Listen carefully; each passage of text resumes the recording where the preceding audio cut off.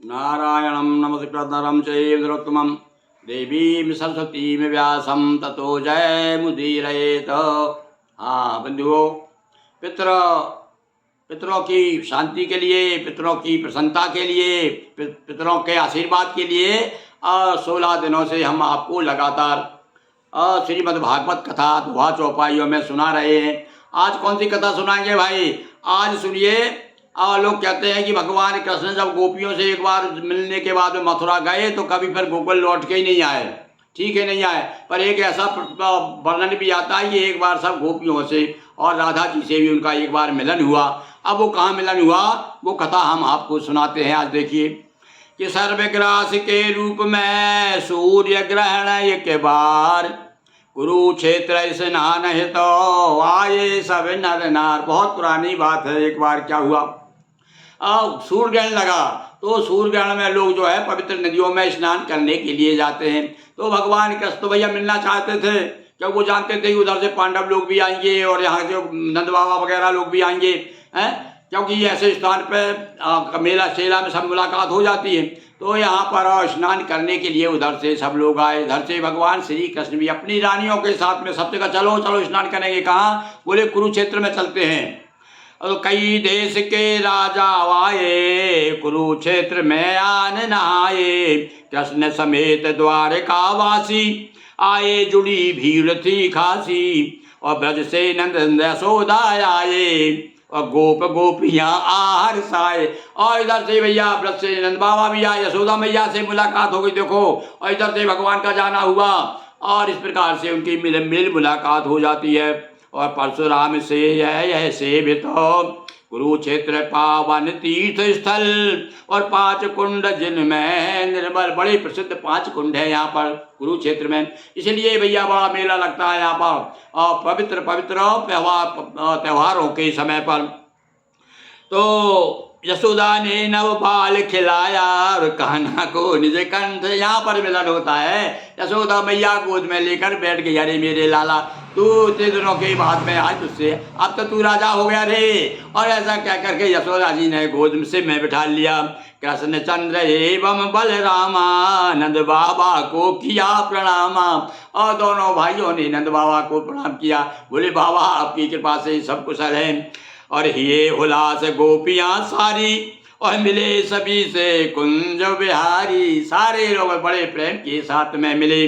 कई कहा सभी से कृष्ण मुरारी, आती है क्या याद हमारी। भगवान ने कहा अरे भैया सब लोग कह रहे हैं अरे कृष्ण हमारी याद करते हो कि नहीं करते कभी। कृष्ण ने भी यही प्रश्न किया, अरे भैया हम क्यों याद नहीं करेंगे। और बचपन तो कभी कोई भूल, आज भी जो ये अपने हमारे साथ भी है। हमारे जितने बचपन के साथी हैं जिन जिनके साथ हमने गेंद गड़ा खेला, आज भी उनकी हमें याद आती रहती है। भाई मिले ना मिले एक अलग बात है, परिस्थितियों ने हमें दूर कर दिया है। तो यहाँ पर आज मिलन हो रहा है बड़े हर्ष विभोर के साथ में। सबको पुराना सब गिरि गोवर्धन से लेकर के माखन चोरी की अनेक लीलाएं सब गोपियों को एक एक याद आने लगी।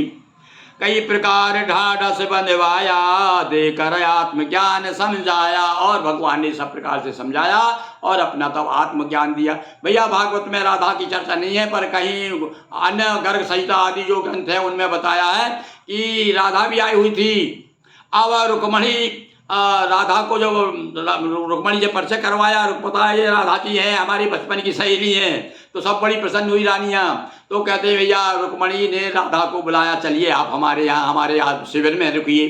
तो वहाँ पर रात रुकती है राधा जी। बड़ी सुंदर कथा है, मैंने राधा चालीसा लिखा है एक, कभी आप राधा चालीसा देखिए हमारा चैनल खोल करके, तो पूरा राधा जी का वर्णन किया उसमें। तो एक बड़ी सुंदर उसमें प्रसंग का वर्णन आता है। एक तो ये वर्णन आता है कि बचपन में राधा को कितना चाहते थे कृष्ण, कि कहते हैं कि कुछ राधा जी के कुछ मोर थे, पले हुए मोर, उनको रोज दाना चुगाती थी राधा जी। एक बार क्या हुआ, एक मोर कहीं उधर चला गया तो राधा जी को बड़ा दुख हुआ।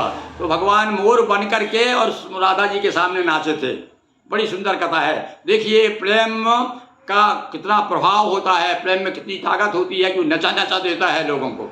और वो तो कन्हैया तो नाचते ही रहे हम राधा के सामने। तो एक तो ये प्रसंग। अब यहाँ जो प्रसंग बता रहा हूँ मैं आपको, जो राधा चालीसा में आप देखेंगे कि रुक्मणी अपने शिविर में राधा को रोकती हैं और उसके बाद में भगवान कंस कहते हैं जाओ राधा को दूध पिलाया और शाम के समय दूध पीना चाहिए। तो एक गरम गरम दूध ले जा करके और राधा जी को देती हैं रुक्मणी।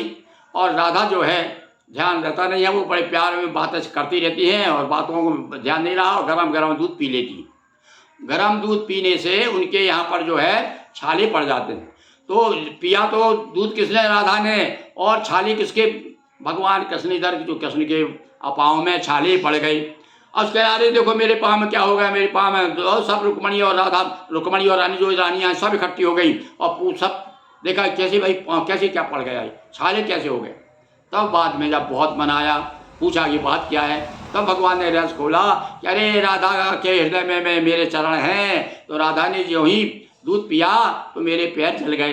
तो कितनी सुंदर है, कितने मतलब क्या चाहिए त्याग की बात है इसमें, कितनी प्रेम की परिसीमा बताई गई है भाई। राधा के समान और कृष्ण के समान परस्पर प्रेम करने वाली जोड़ी तो संसार में बहुत ही कम प्राप्त होती है। हाँ, बाद में ज़रूर और लोगों ने कहा है कि वो मीरा का श्याम और राधा का श्याम, तो मीरा भी बड़ी दीवानी थी कलयुग में। ये बात द्वापर की युग की बात है, दूसरे युग में तो भैया राधा के समान कोई दूसरी प्रेम का नहीं थी। तो ये बात हुई, पर ये भागवत में राधा का वर्णन नहीं है। ये बताया गोपियाँ जरूर मिली। कई प्रकार ढाढ़स बजवाया, देकर आत्मज्ञान समझाया। वृंदावनवासी सभी ने गाये गुणगान।